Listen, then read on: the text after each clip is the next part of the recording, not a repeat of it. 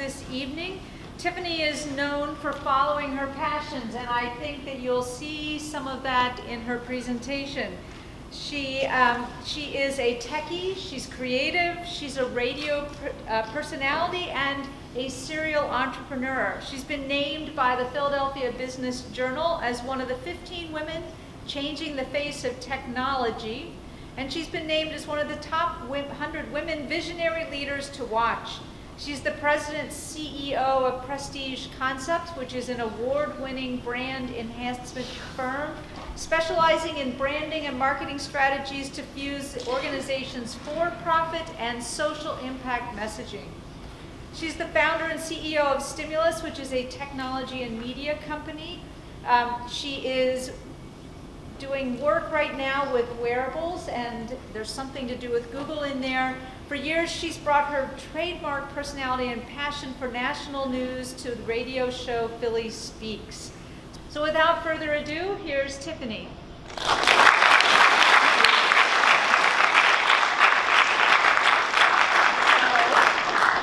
Good evening, everyone.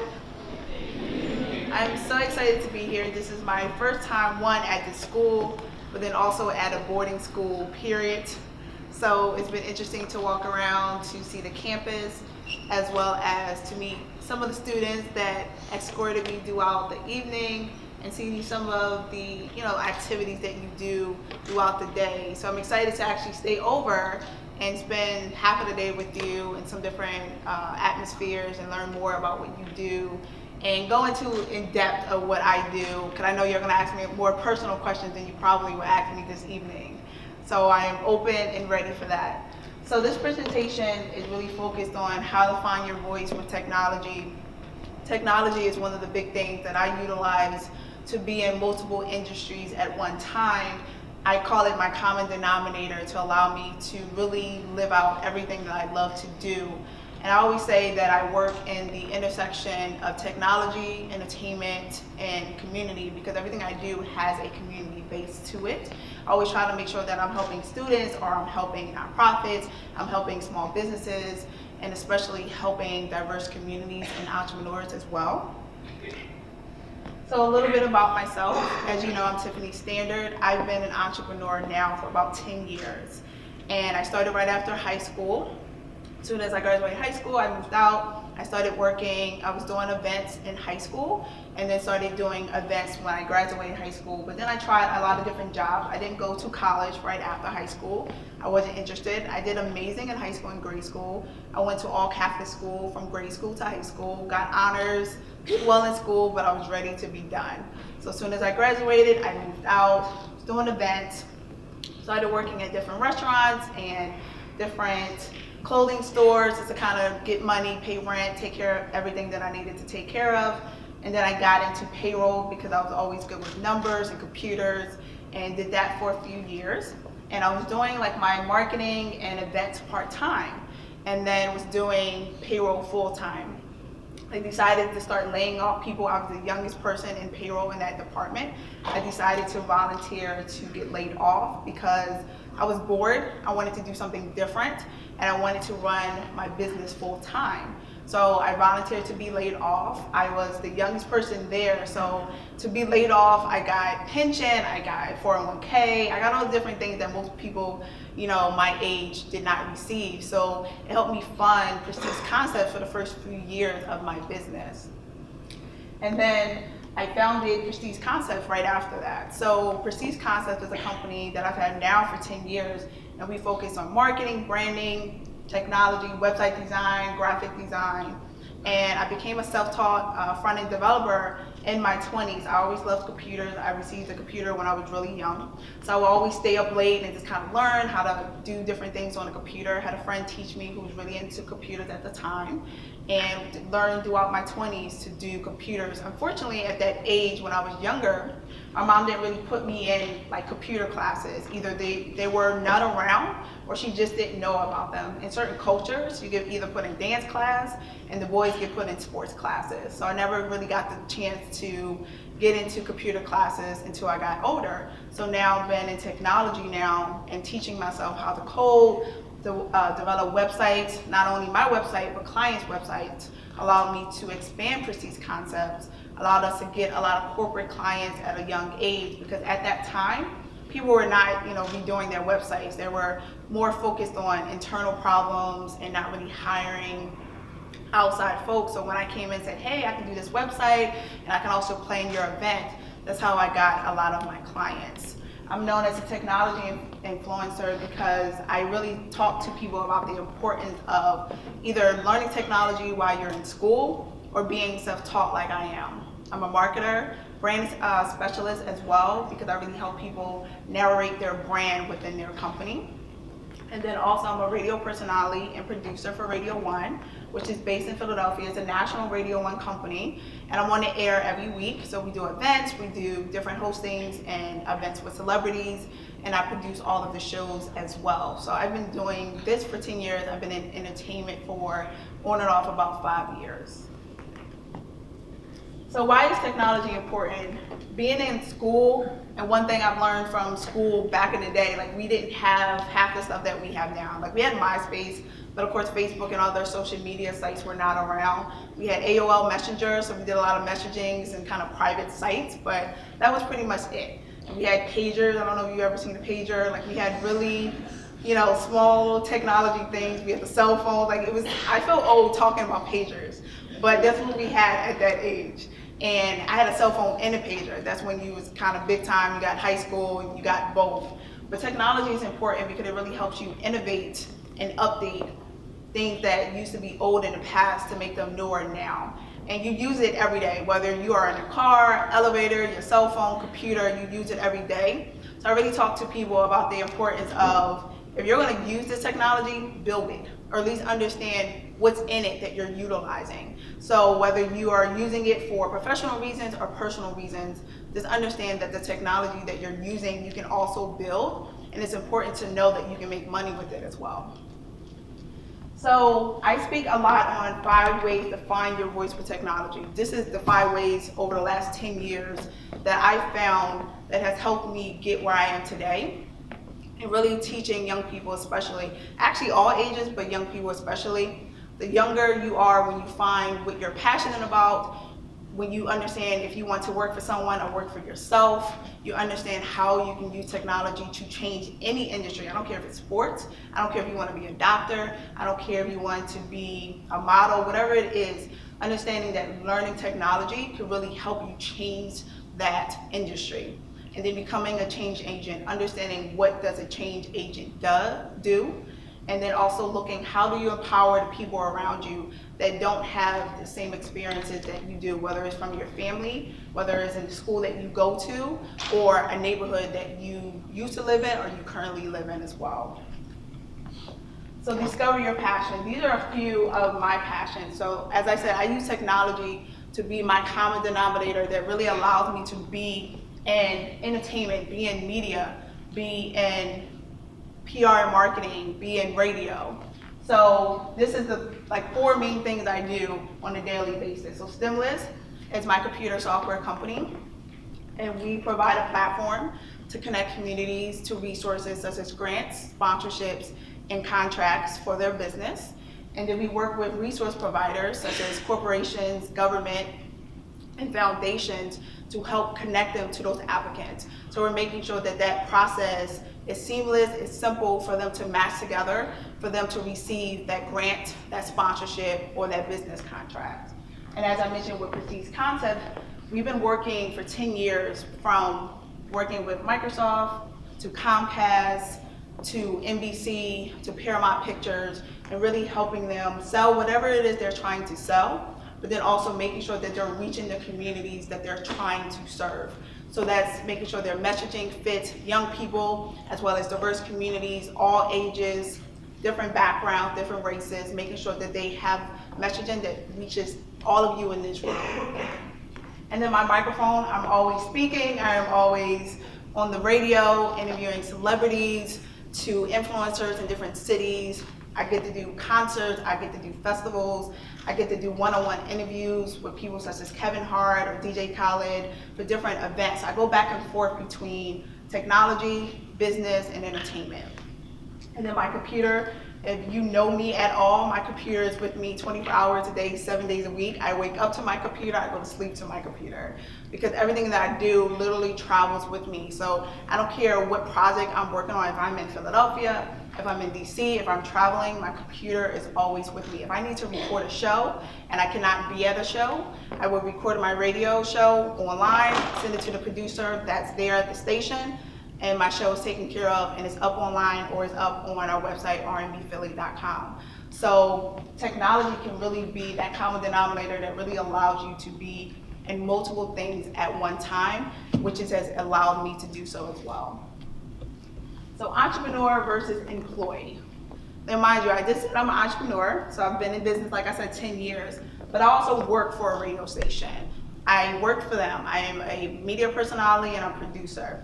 So people always ask me, would you recommend young people become an entrepreneur or working for somebody, becoming an employee? I've done both.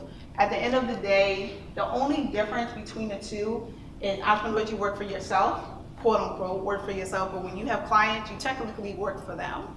Then for an employer, you work for someone else. And I never discourage someone from becoming a doctor or becoming a basketball player, or becoming something that you're totally interested in. Being an entrepreneur is great. Don't get me wrong, it's hard, but it's great because I get to create my schedule. But if you find the right job, you can do the same things. I know of amazing employees that work at Uber, that work at Spotify, that work at NBC Universal, and they love their jobs.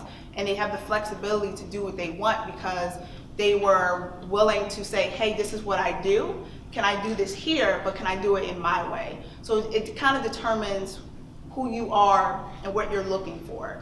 So I never say, oh, be an entrepreneur because that's the end all, just be that, right? I say, do what's best for you. And you can be both. Like I said, I work for Radio 1, but then I own my company. I wasn't gonna go out and start a radio station. I wanted to be in radio, I wanted to be in TV. So I had to go look for a radio position that allowed me to, one, do what I love to do, interview great people, and then come back and run my company full time. So it's all about self-motivation, confidence, a willingness to take risks. Like you literally do the same things in both positions depending on what you want to do. So it really determines what you want to do for the rest of your life. And don't think that you need to choose between one or the other. I know a lot of full-time employees that have part-time businesses. I know a lot of full-time entrepreneurs that have part-time jobs. So because something is already out there and in existence, so why not try it, see if you like it, and then decide if you want to be both an entrepreneur and employee or just be one. So building the future of any industry. As I mentioned, being in media and technology, I kind of bounce around between different people asking me about different things. So on the far left, you see STEM can be an answer for Philly's poverty problem. So we have a big poverty problem in Philadelphia. A lot of homelessness, a lot of young people on the streets. So it's like, how do we use technology to fix that problem? So we had an event that focused on all the different people in technology, different people in community, and we all came together to talk about it.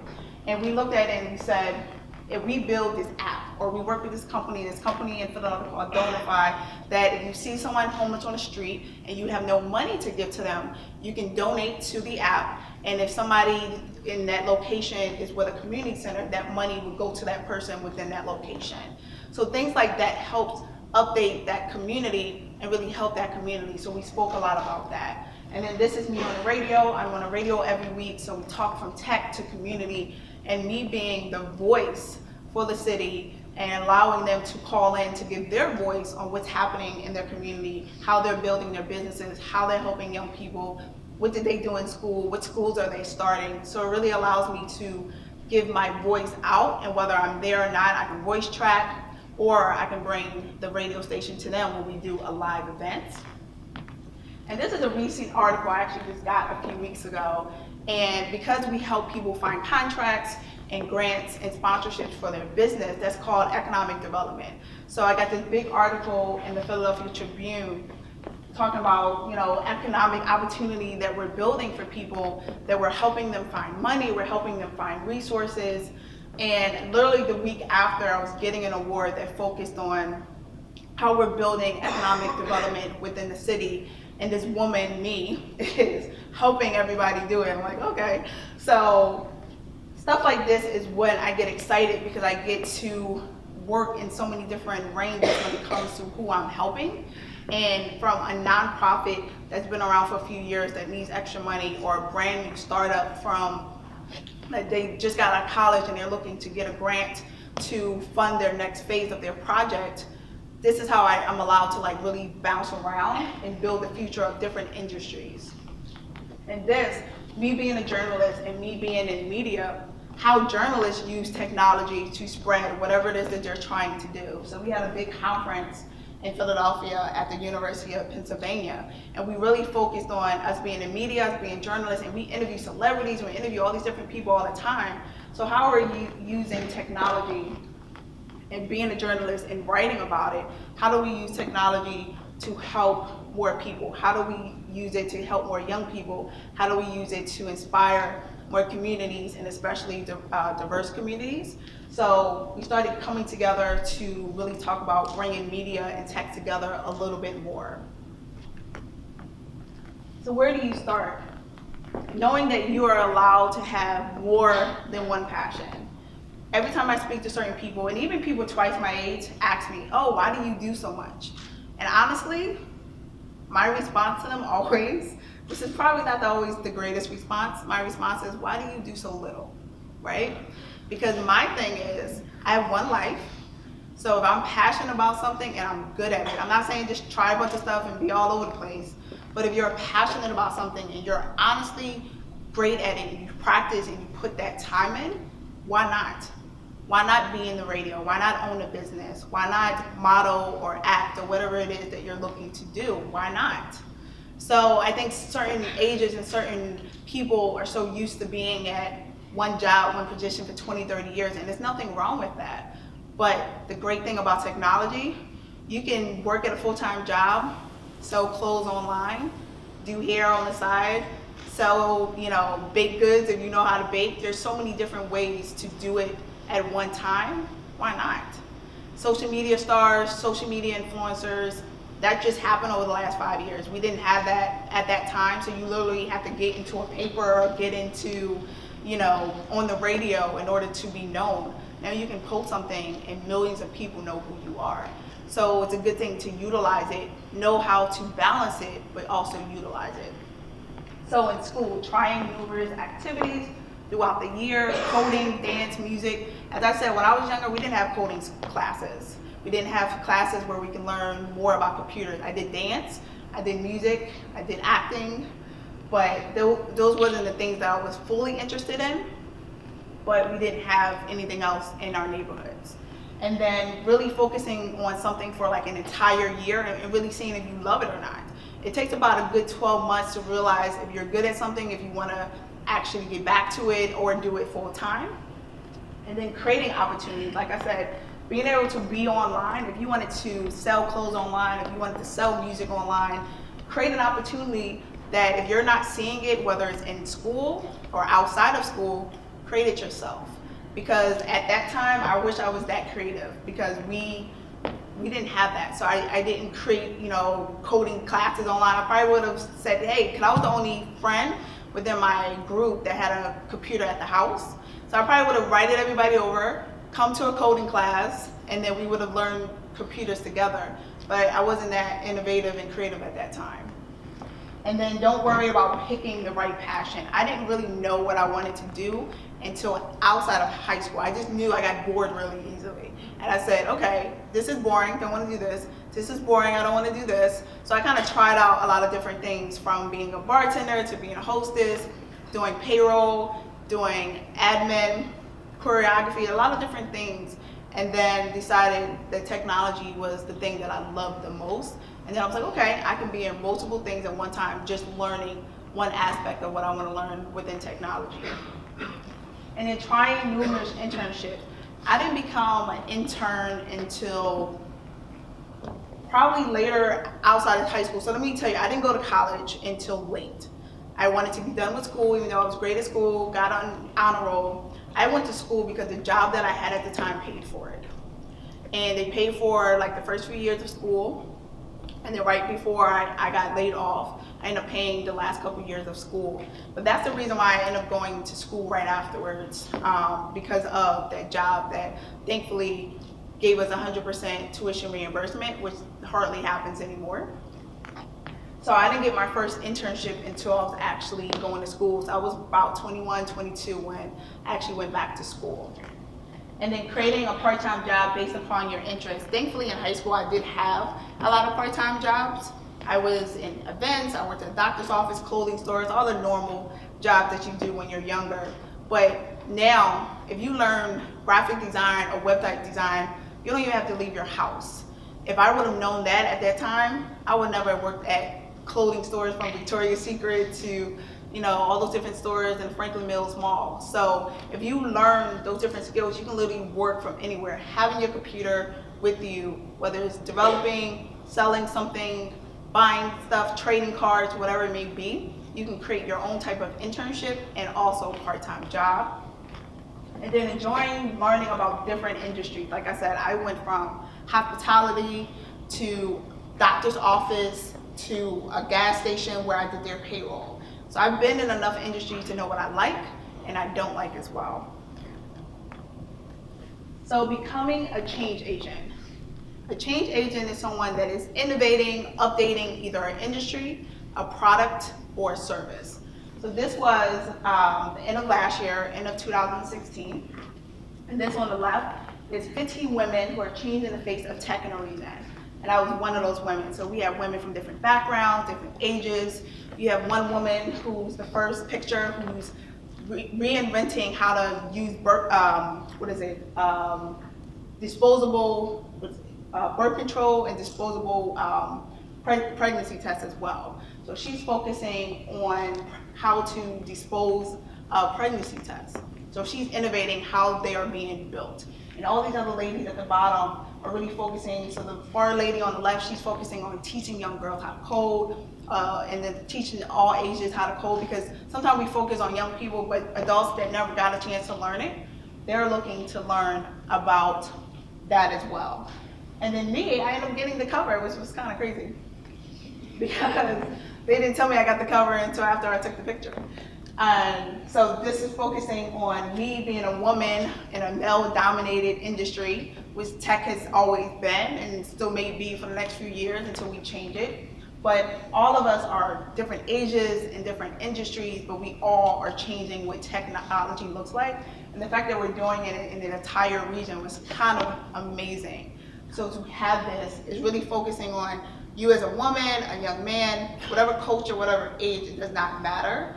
That you can innovate a problem, you can update an industry, you can change a service by understanding technology and understanding STEM especially. So we ended up doing a really big event with all of the ladies, as well as some new ladies that we wanted to get on that list the following year of like, how do you change the face of technology or whatever industry that you're in going forward. So this was a big accomplishment, not only for me, but all the women that were associated with it, and then especially our team, because anything that we do doesn't matter if we don't have an amazing team to go alongside us.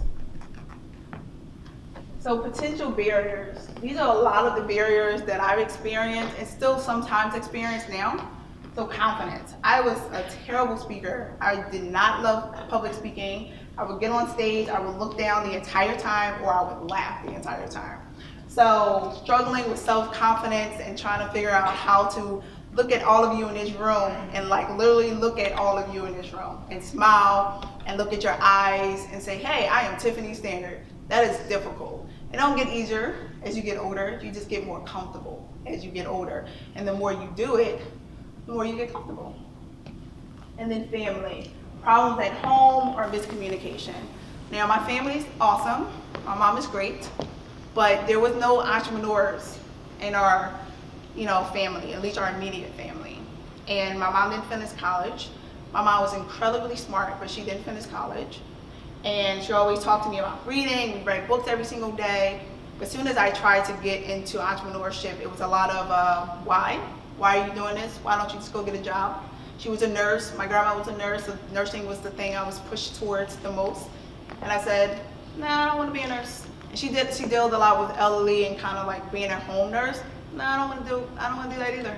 So it's kind of going back with her and arguing with her and her not understanding why I want to be an entrepreneur, and explaining that to my grandma and explaining that to my aunt, because it's a struggle. In the first few years, it was a struggle. You broke, you're bouncing around to different apartments, you're trying to figure out how to pay for things, and everybody's just saying to you, well, why don't you just go get a job? And once you kind of switch to being an entrepreneur, it's kind of hard to go back to doing a regular 9 to 5. So, but then once my aunt got laid off and she decided to become an entrepreneur, guess who she called first? Oh, can you give me some advice on how to be an entrepreneur? I'm like, well, 10 years of me asking you for advice kind of is a little bit different now. But sometimes your family can be, or friends or people within your life can be a barrier, but don't let that discourage you from being, whether it's an entrepreneur or working for an amazing company. And even friends.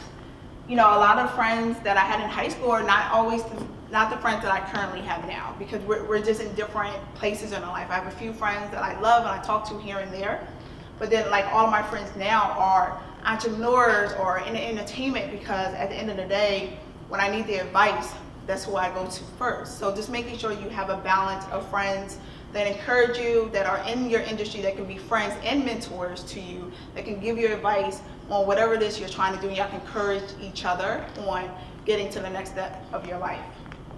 And then school and neighborhood. Like, I didn't grow up in a bad neighborhood, but I didn't grow up in a great neighborhood. So it was one of those neighborhoods, like I said, we didn't have a lot of classes and coding classes, and definitely didn't have business classes, so entrepreneurship was never talked about. So sometimes that can be a barrier. Thankfully, you're in this amazing school. I wish we had a boarding school.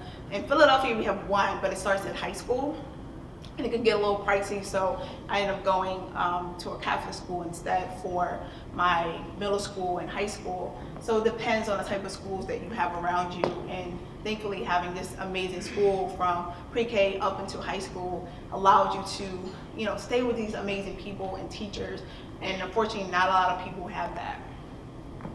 And then mentors, I didn't really get my first mentor until late 20s. I didn't have a high school mentor, I didn't have an early 20 mentor, so I didn't find somebody that could really help me until years of already having my business. And that was kind of like me finding a woman. She'd say, hey, I can help you. And I'm like, really, you sure? Because sometimes just having a conversation, and it's hard to ask someone to be your mentor to help you. So I was not that forward and say, hey, can you help me? So it took a woman saying, hey, can I help you, for me to actually ask for her to be my mentor, and her becoming my mentor. And then entertainment, the role models and like lack of good images is kind of difficult, because like I said, there wasn't a lot of women in tech that I saw on TV. There was, of course, actors and actresses and music folks, but there was no women that was like, hey, we're in STEM, hey, I do coding. There was none of them. And then they especially wasn't in coding, they especially wasn't in radio, they especially wasn't in marketing. So it was not a one person I can find that can bring everything that I wanted to do together. So they became me needing to find mentors. That one was in entertainment, that was a host and a producer that worked for NBC, that became an amazing mentor for me. And then somebody that was in coding and technology that told me like, oh, you can do it. It's okay to be the only woman in the room. I'm like, okay, still a little weird, but thanks.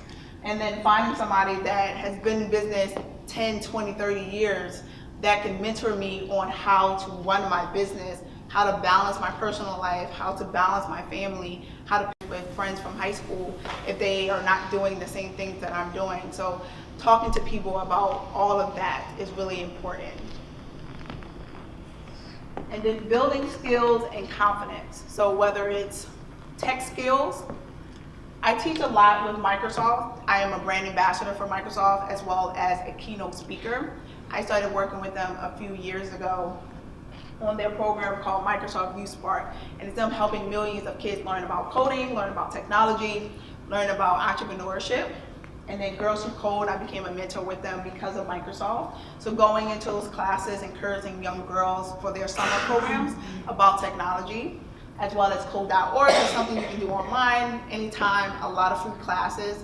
and of course finding a mentor in technology that y'all can sit around and learn how to do coding, technology, and all of that. Now, as I encourage people to learn coding, it's not for everybody. So I always say learn enough to either do it yourself or hire for it.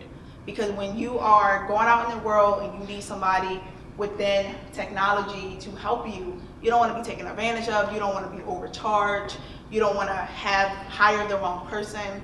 So learn enough to do it yourself or hire for it. And then learning business skills. Like I said, internships, as many as you can get. Some are free, some are paid. I offer them a lot, whether it's virtually or actually within my office. Public speaking in school, I should have done more of it. I hated it at the time. Now I'm better at it, but it took years of doing it to get there. So if you can public speak as often as you can, debate class and all of that, I would definitely recommend it. Part-time jobs and community volunteering.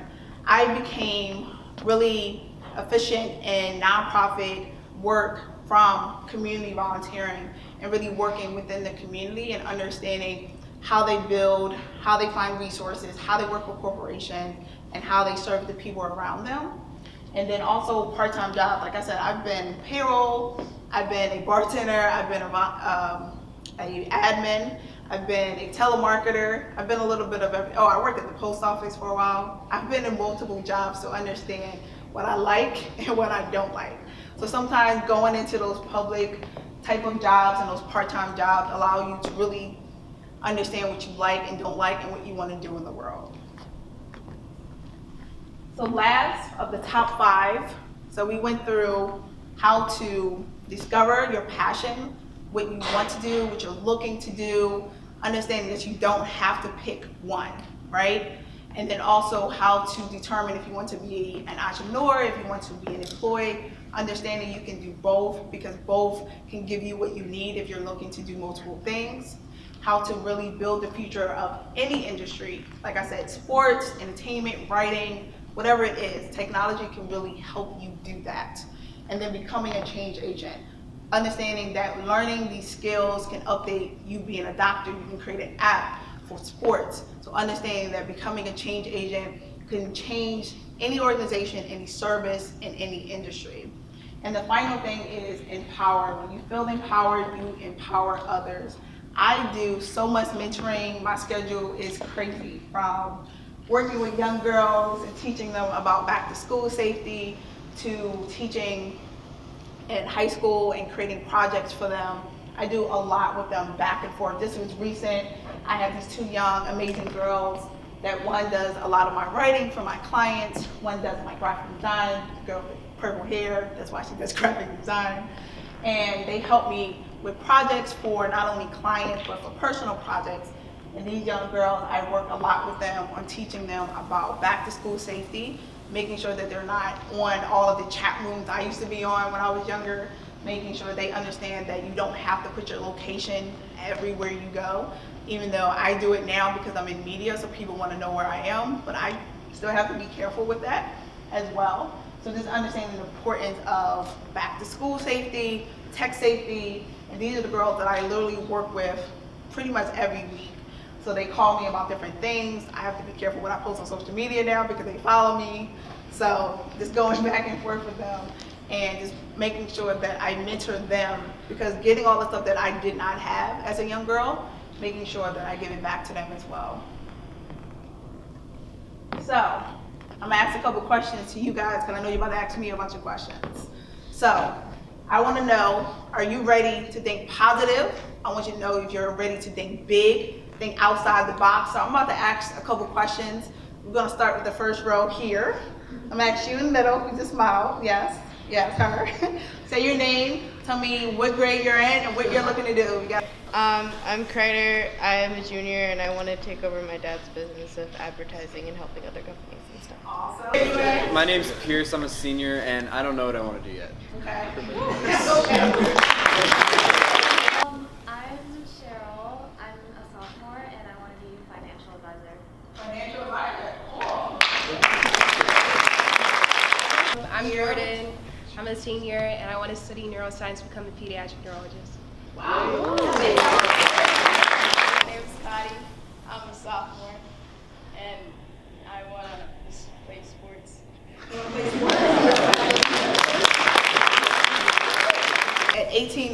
I told you, I was either gonna be a dermatologist because I had like bad acne, so I was like, all right, I'm gonna take care of this skin stuff. Or I wanted to be a choreographer because I love to dance and I love teaching people to dance. Or I wanted to be, what was the other one? Psychologist, because that was kind of like big in our family. Like we dealt a lot with like family issues, and I always was like the person that people came to talk about stuff. That completely changed. I may go into the dermatology part, but everything else completely changed.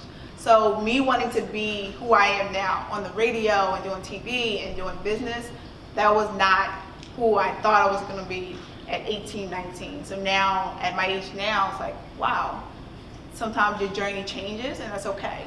But technology was always kind of in the forefront of that. So now I'm just bringing it all together. And here's all of my contact information.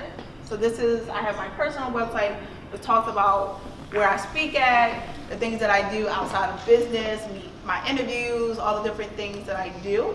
This is my business website, prestigeconceptllc.com, as well as yourstimulus.com. And you can follow me on all social media. If you have any questions, please raise your hand and let me know. And you can also ask me questions tomorrow if you are coming to any of the full day I have planned, morning, afternoon, and lunch. Yes, sir. What's your biggest struggle like starting up your company?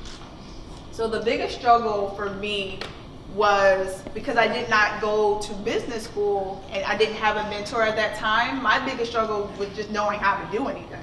So it was like, who do I call for a lawyer, or should I just Google it? Who do I call to do a contract, or should I just get it off of Google, download it, and update it myself? So it was literally a lot of trial and error. And I wish that I had a mentor at that time to teach me, because it was literally trial and error. And then one of the biggest struggles when I first launched my business, like I said, I was working and I got laid off. So I got laid off with like pension and a bonus and all of that. And if I knew how to spend my money better, it would have lasted a little bit longer. So I wish I had a lot of financial help in the beginning as well. So I definitely made a lot of mistakes in my first business. Any other questions? Yes. Like how did you exactly start? Did you start with hiring people or finding people to work? So starting is figuring out first, what do you want to do? How do you want to run your business? How do you want to find clients? So I started with figuring out, what do I like to do and what do I want to do? And what can I do often enough that I can get paid for it? So that was first. I loved events, I loved marketing. That was even before I started doing websites. I started doing that first. And then I found a business partner, because you can't hire if you don't have a client yet. So I found a business partner first. She was a young woman that I had worked with on some previous projects. And I said, hey, you want to partner with me? She said, sure. So then we picked a name, got a lawyer, and created a contract for us to work together. So that partnership only lasted about a year and a half, almost 2, because it was a struggle for her to not have a lot of money, because when you first start your business, you don't have a lot of money. So she was living at home, I was living on my own. I was already used to paying bills, she wasn't. So we ended up separating. I ended up buying her out and we ended up separating. And then, so the first thing is finding somebody to help you. One thing that takes you a while to understand what you're good at and understand what you're not good at. She did everything I wasn't good at. I hated doing all the admin stuff. I hated doing proposals and PowerPoints. I was the creative one. I was the salesperson. I was the interactive person saying, hey, you need to hire us because of this. She wasn't that, so she did everything I hated to do. So the first thing I would say is understand what you want to sell, what you're good at, and finding somebody that does what you're not good at. It's kind of how you want to start. Anybody else? Yes. As someone who wants to go to school for business, would you recommend going straight after high school or taking a year, a couple years off and seeing, kind of testing around and then go? I would say both. I would say go to school part-time and kind of see what's out there, because the good thing about business, you want professional experience, but you also want real world experience. You really don't learn how to run a business in school. You learn the fundamentals of it. You learn about accounting, you learn about legal, but it doesn't teach you how to hire your friends or fire your friends. It doesn't teach you when you have $5 in your bank account, who you go to borrow money from at the end of the day. It doesn't teach you how to really understand what you do and what you don't do well. But it teaches you the educational side, and you definitely want that. So if you want to do see the world, but then also learn about business, start school part-time, always get that education, and so at least you started, but then have your business outside of that and do that in the real world so you can have both, and then you can determine if you want to finish school or not. Yes. I have two questions. Yes. First one is like not about. Okay. How was Kevin Hart like? Kevin Hart was great. This was pre craziness. So he came to the station. So I've seen him multiple times since then. But when I interviewed him, it was probably 3 or 4 years ago when he came to the station. I think Think Like a Man just had came out. It was like right before he got even bigger than he is now. So he was great. He, of course, from Philly, so we know a lot of the same people. That's how we got the interview at the station. He came to the station. So he's great. Like, he's definitely bigger than he was at that time. And it was a great interview because we really talked about how long he's been in business, because he was like, I'm the 15-year overnight success. You know, it takes a long time. I mean, he's been in so many good and not good movies, you know, prior to that. And now it's like he's in all these amazing movies. You know, he had a couple of flops and then he had great movies, and now he's doing amazing. So it was a pretty good interview. It was probably one of my favorites between that one and DJ Khaled. I interviewed last year before his baby was due. And we talked about, like, you know, his favorite books and all this different stuff and stuff he was going to do when his son, you know, was born. And now you see his son everywhere. So it's kind of interesting to see the difference in it too. Yeah, the second question? Yeah, you answered one. Oh, DJ Khaled? No, I was gonna ask who's like the favorite. Oh, okay. Yes. Nobody will say those two. I love interviewing all celebrities because they're, you know, fun and you get to ask them different things. But they was probably two of my favorites. Any other questions? Yes. Okay, sometimes people to call out like building credentials, you present yourself as the exact opposite of that. I wonder specifically how would you get a job at a radio station without a degree or previous experience? And generally, how would you go into a job interview, going to apply for a job without any previous experience or credentials? Right. So it's funny because a lot of stuff that I've gotten into, radio, for example, like I was never a radio intern, didn't work for a radio station prior to getting that job. I'm always confident enough to know what I'm good at and know what I'm not good at. So how I started in radio, I knew a lot of the radio personalities needed marketing.